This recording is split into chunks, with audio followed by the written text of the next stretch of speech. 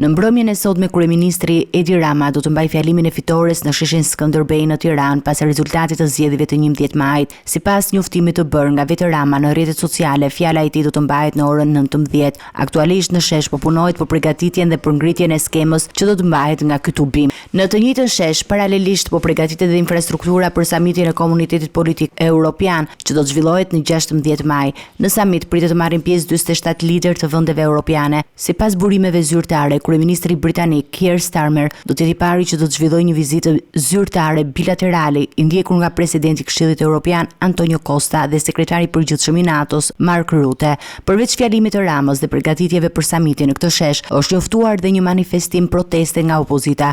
Ish kryeministri Sali Berisha ka kërkuar që procesi i numërimit të vazhdojë dhe ka shprehur mosbesim ndaj rezultatit zgjedhor, duke e cilësuar atë si të manipuluar. Tirana pritet të jetë në qendër të vëmendjes politike gjatë ditëve në vijim, me aktivitete të njëpasnjëshme në të njëjtën hapësirë publike.